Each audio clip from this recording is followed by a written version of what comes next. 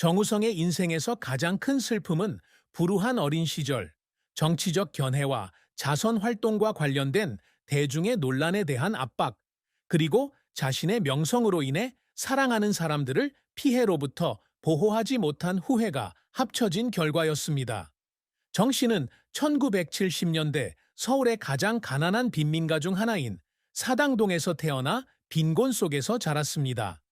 그는 세 형제 중 막내였으며 재개발 프로젝트로 인해 점차 철거되는 집에서 가족이 사는 것을 보았습니다. 그는 2019년 한국일보와의 인터뷰에서 집에 돌아와 보니 정문이 무너져 가족들은 벽에 틈을 기어서야 집 안으로 들어갈 수 있는 날도 있었다고 말했습니다. 어떤 밤에는 깨어나 보니 무너진 벽 너머로 산 전체가 보였어요. 그게 제 어린 시절이었어요. 그는 이렇게 말했다. 이러한 가난 때문에 그는 고등학교 1학년 때 중퇴하고 신문 배달부터 카페 웨이터까지 일하며 가족을 부양해야 했습니다.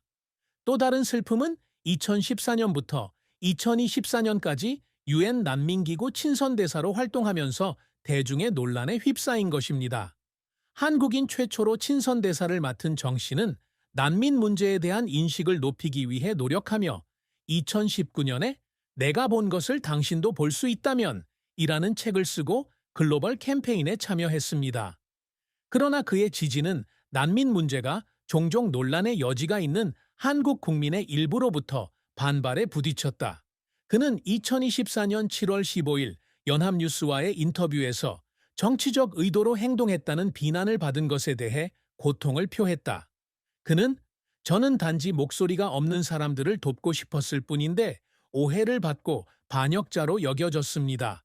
라고 말했습니다.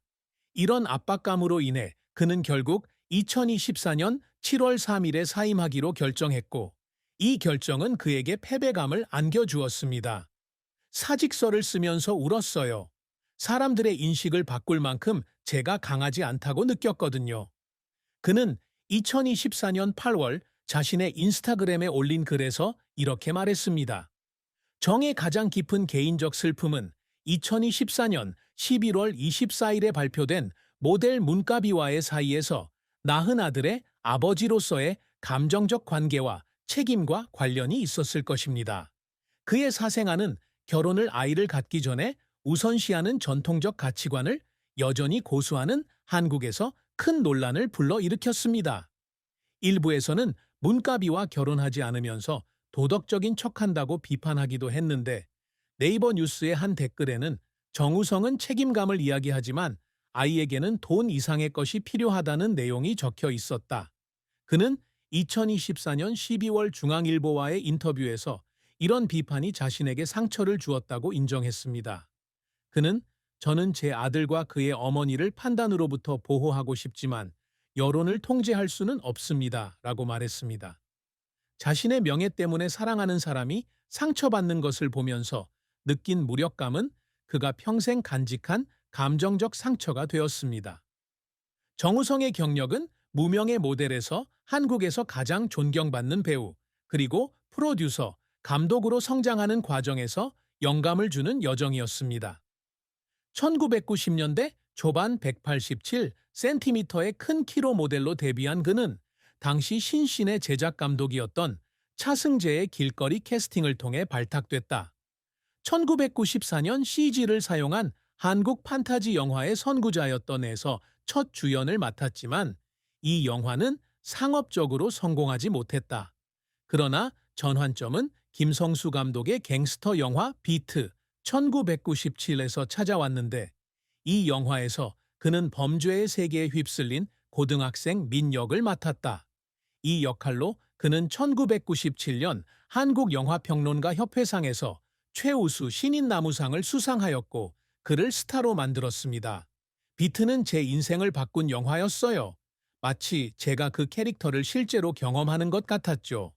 그는 2017년 코리아 타임스와의 인터뷰에서 이렇게 말했습니다.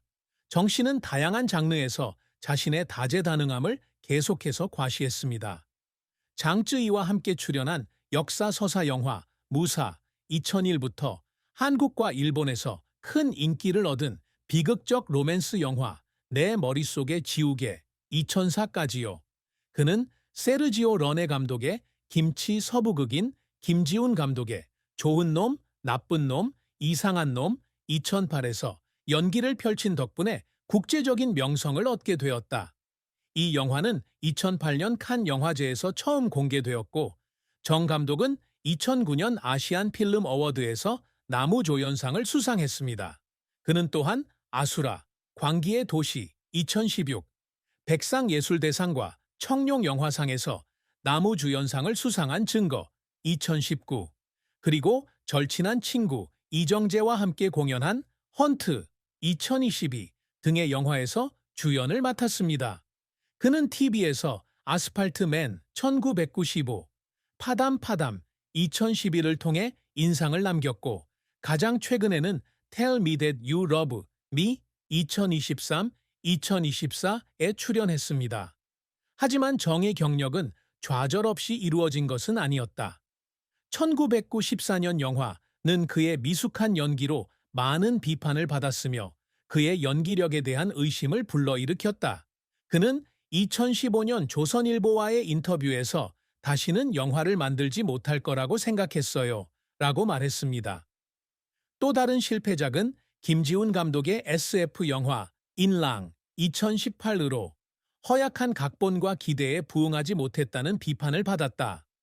그는 2019년 스포츠조선과의 인터뷰에서 일랑에 대한 기대가 컸지만 부정적인 피드백을 보고 시청자들에게 실망을 안겨준 것 같아 마음이 아팠다고 말했다.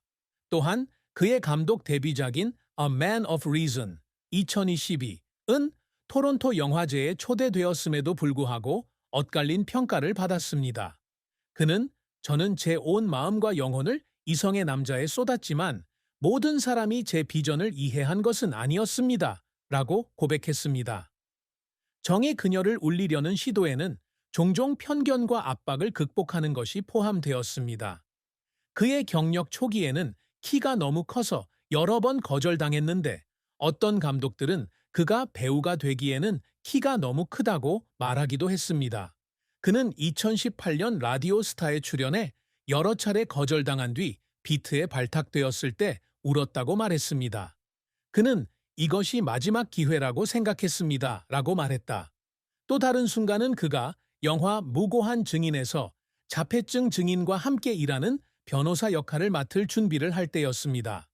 그는 수개월 동안 자폐증 지원 기관을 조사하고 함께 일했으며 2019년 한국일보와의 인터뷰에서 마지막 장면을 촬영하고 나서 울었다고 밝혔습니다.